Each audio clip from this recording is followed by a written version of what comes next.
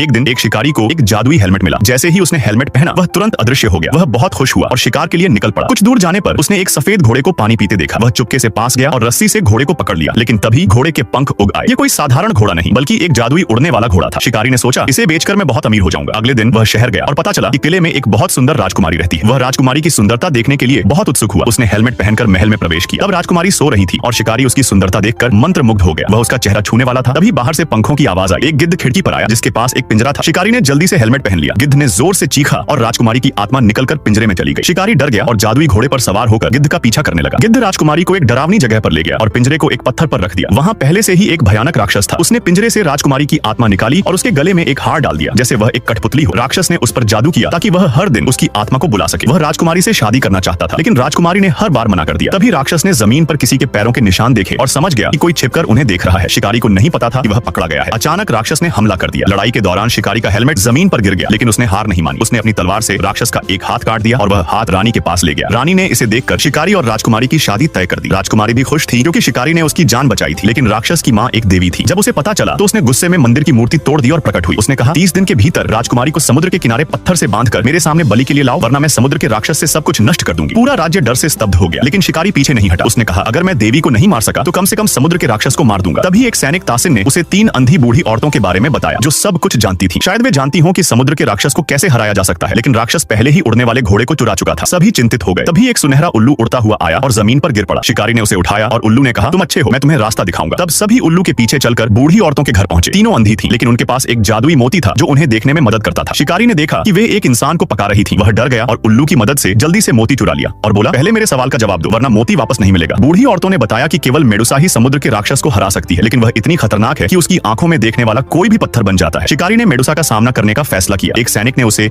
एक सोने का सिक्का देते हुए कहा इसे उस व्यक्ति को देना जो तुम्हें नदी पार करने में मदद करेगा। शिकारी ने ऐसा ही किया। वह एक डरावनी नाव पर सवार होकर मृत्यु के द्वीप पर पहुंचा, जहां चारों तरफ लोग पत्थर बन चुके थे। उसने अपने सैनिकों को मेडुसा की आंखों में न देखने को कहा, लेकिन एक सैनिक पत्थर बन गया और दूसरा मर गया। फिर शिकारी ने अपनी ढाल में मेडुसा का प्रतिबिंब देखकर उसका सिर काट लिया। उसने सिर को कपड़े में लपेट लिया।